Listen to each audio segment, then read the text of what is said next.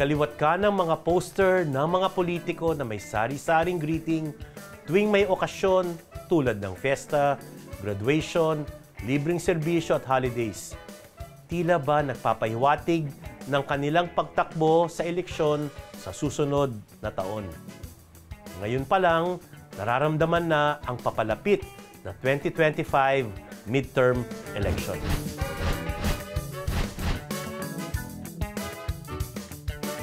Sa darating na eleksyon, 12 mananalong kandidato ang magiging bagong membro ng ating Senado.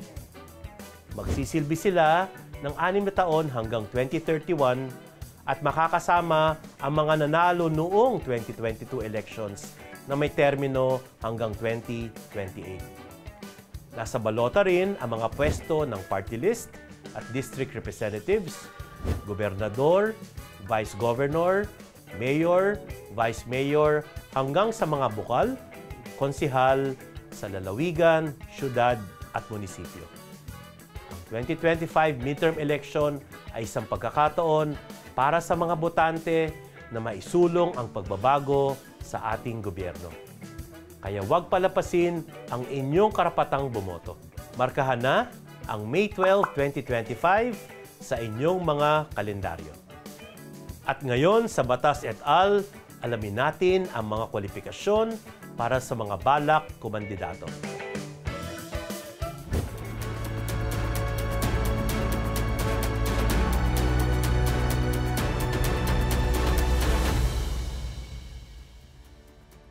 Magandang araw sa lahat. It's nice to be back dito sa Batas et al. Na may bagong tahanan, ang Newswatch Plus. Ako si Attorney Al Agra, ang law teacher ng bayan. Ngayong araw, para kilalanin ang mga karapat-dapat maging kandidato sa halalan 2025, makakasama natin mula sa Commission on Election ng ating butihing Chairman, Chairman George Erwin Garcia. Magandang araw, Chairman, at maraming salamat sa pagpapaunlak mo sa programang ito. Magandang araw, Attorney Al, Sir Al, at magandang araw din po sa mga kababayan natin. Siguro bilang pauna, Chairman, no, pakibanggit sa lahat kung kailan ba magfa-file ng Certificate of Candidacy ang mga gustong tumakbo para sa May 2025 election. Maraming salamat, Attorney Al. Alam niyo po sa mga tatakbo ngayong 2025 national and local elections, ang filing po natin ng Certificate of Candidacy ay October 1 to 8. Wala po extension yan hanggang 8 lamang. So again, dapat bago mag-October 1 to 8, meron na kayong nomination mula sa isang partido. Kung ayaw nyo naman, pwedeng independent candidate. At ang ating pong sinasabi, after po ng October 8, walang palitan kung sakasakali mag-withdraw yung kandidato. So, in case nagpaplano kayo mag-withdraw, kayo pala fence-sitter lang o kaya pang, alam nyo na, placeholder, pansamantala lang palang naandyan, wala po tayong palitan after October 8, except in case of death or disqualification. Sa May 12, no, 2025, maghahalal tayo ng national positions tsaka local positions. So bago natin himayin ang kanilang kwalifikasyon, ano ba ang general qualification for all our elective positions? Doon muna tayo sa national position. Sa ating saligang batas, lagi ang qualification, age, citizenship, residency, registration bilang botante at literacy. Isa-isahin natin ng mabilis. Age, siyempre edad. Ano ba ang edad na requirement kapag tumatakbo kang senador? Halimbawa, pag senador, dapat 35 years of age. So pwede na ako? Pwede ka ng pang-barangay chairman muna. Salamat. Pero 35 years of age, halimbawa. Pero po siyempre, kapag kayo tatakbong mayor, more or less, dapat 21 years of age yan pagka-municipal. Tapos, kapag age, merong citizenship.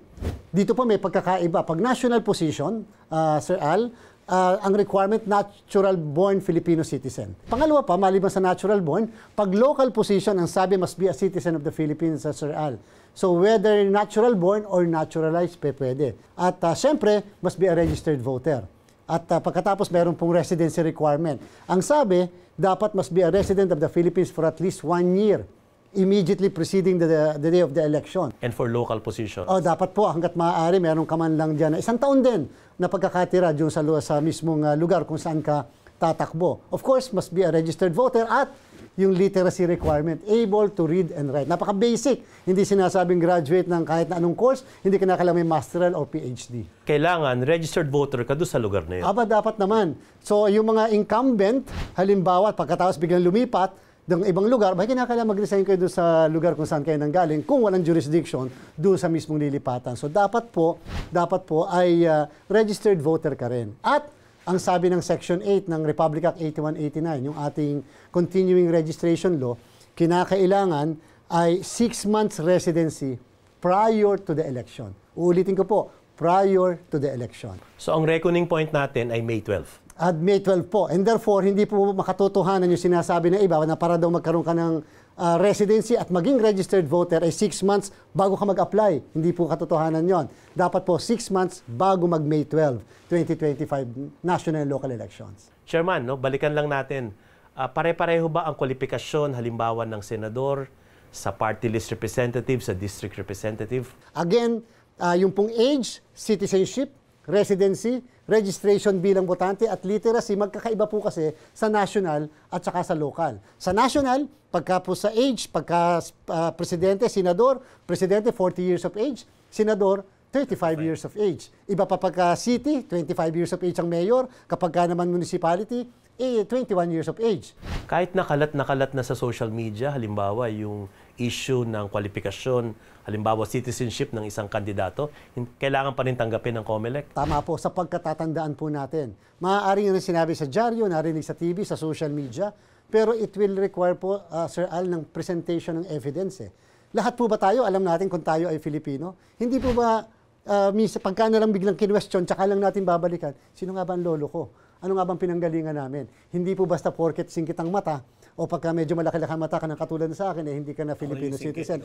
Precisely. So, yun po, hindi po pwedeng ganon. Kinakailangan, tanggapin namin at dapat, sabi ng batas, meron pong magpa-file na isang registered voter. So, pwede ba ang COMELEC on its own o yung tinatawag nating motor proprio i-disqualify ang isang kandidato? Sir Al, kapag po age, citizenship, residency, registration bilang botante at literacy ang pinag-uusapan, hindi po pwedeng magmoto proprio ang Commission on Elections. Bawal po sa amin yan. Basta po tatanggapin lang namin at maghihintay kami ng isang registered voter. Subalit, kapag po ang pinag-uusapan ay nuisance, okay, yung mga panggulo, yung bang ang kaya lang tumatakbo dahil sa gusto magbabayad sa, alam nyo na, sa kaparehasang pangalan o kaya panglito sa mga kababayan natin, ang COMELEC po ay pwede magmoto proprio. Yung nabanggit nyong 5 kwalifikasyon, ano ang pwedeng kaso ang isasampa ng isang botante o political party or kapwa kandidato at saan nila ifa-file ang kasong to? Sir Al, kapag po nakita natin, mabi, pagsisinungaling to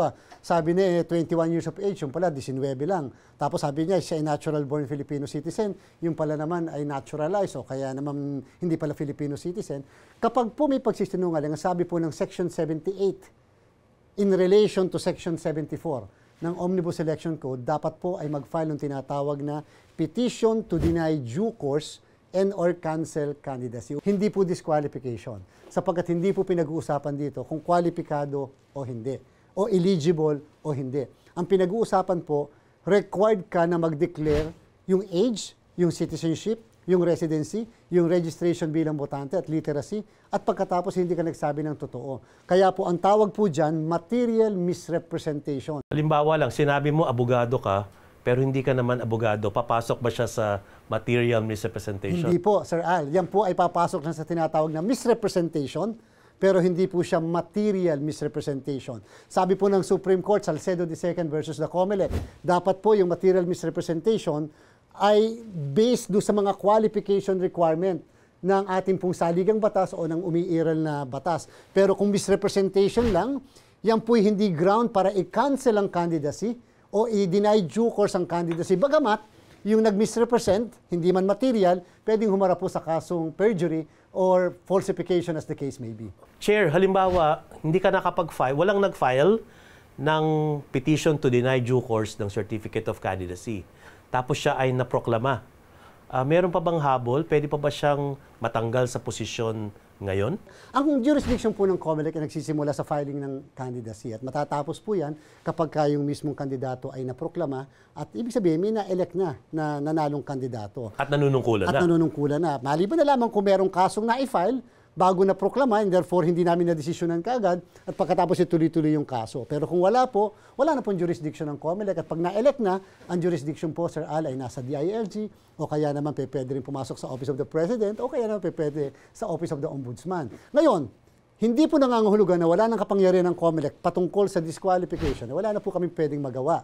Tatandaan po ng lahat na kapag ka nagsinungaling ka sa iyong Certificate of Candidacy, dalawa po ang liability na pwede mong kaharapin. Number one, administrative, yun yung disqualification o yung cancellation ng candidacy or denial ng due course. At pangalawa, SELR ay yung pong tinatawag nating criminal liability.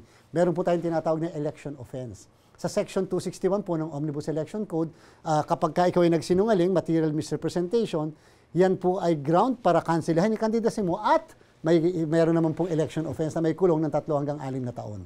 Ano naman itong tinatawag na co-warranto, Chairman? Kapag po nakalampas kayo sa amin, hindi namin kayo nahuli, hindi kayo nag-file ng petition sa amin, nakaligtas, at nanunungkulan na, ang pwede pong i-file yung tinatawag na petition for co-warranto. Yan pong petition for co-warranto, yan po yung nasa Rule 66 ng ating pong Rules of Court, na kung saan ang Office ng Solicitor General ay pwedeng mag-question ng eligibility, yung qualification nung nahalal. Citizenship, age, residency. Tama po. At yan po, hindi po sa amin pinafile, Sir Al. Yan po ay pinafile sa ating regional trial court kapag local positions ang involved. Chairman, pwede bang ibang tao ang mag-file ng Certificate of Candidacy?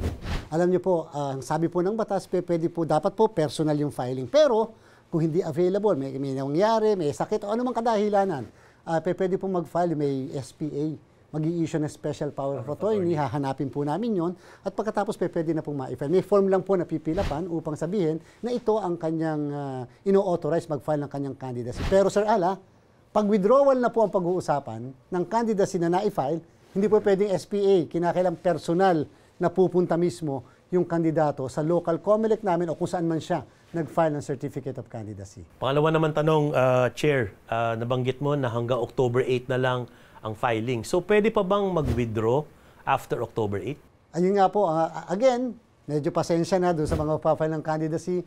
Paninindigan na po ng COMELEC ang ating pong sinabi ditong mga nakaraang araw. Sabi po natin, basta nag-file ng candidacy mula October 1 to 8, ayan, mula October 1 to 8, pwede kayo magpalitan. Pero after po na October 8, hindi po kami papayag na mag-withdraw ang isang kandidato at pagkatapos ay papayagan ng palitan. Pero pwede mag-withdraw. Hindi nga lang pwede mapalitan. Opo, pwede po kayo mag-withdraw pero again, wala po tayong palitan na.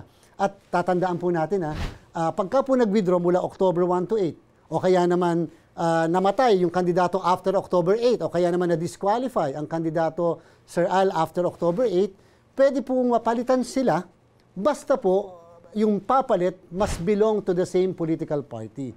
Pero ang independent candidates po ay hindi pwedeng mapalitan kahit na namatay o kahit ma-disqualify. Meron ba mga pagbabawal after October 8, after mag-file ka ng iyong COC? Alam nyo, Sir Al, ako po mag-express, ako po nalulungkot. Gusto sana natin panindigan na dapat pag-file ng candidacy, katulad ng ginawa namin ng barangay and SK elections, sila ay dapat kandidato na. Eh, di ba? Nag-file ka na ng candidacy, di siyempre nandun yung intention mo na ikaw ay magsabi sa buong sambayanan na ikaw ay kandidato. Kaya lang, sinasabi rin po ng ating Republic Act 8436, yung automation law na inamen po ng Republic Act 9369, sabi po doon ay pag nag-file ng candidacy sa isang automated election, sila ay hindi pa considered candidate.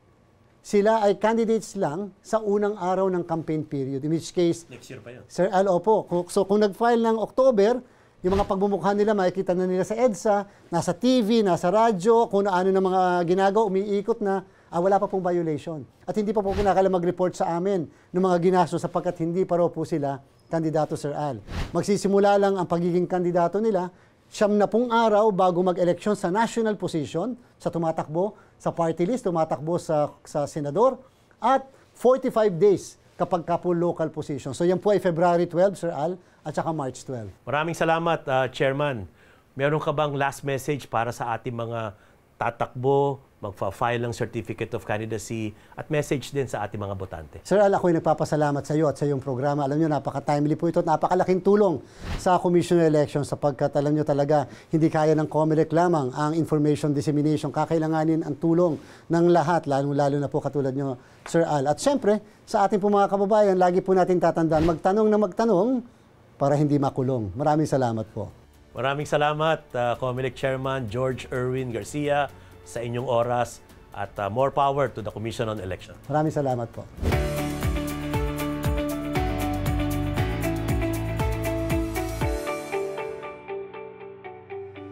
Sa mga nagbabalak tumakbo sa darating na halalan at pati na rin sa ating mga botante, alamin natin kung kwalipikado ang ating mga kandidato. Nakasaad sa ating batas ang kanilang kwalifikasyon.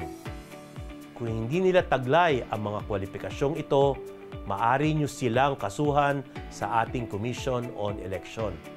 Ipa-disqualify sila or ipakansela ang kanilang Certificate of Candidacy. Alamin natin ang ating batas at maging mapanuri. Maraming salamat sa inyong muling pagsama dito sa Batas et al. Abangan ang mga susunod pang talakayan. Marami pa tayong pag-uusapan tungkol sa darating na halalan. Ako si Attorney Al Agra. See you next time dito lang sa Newswatch Plus.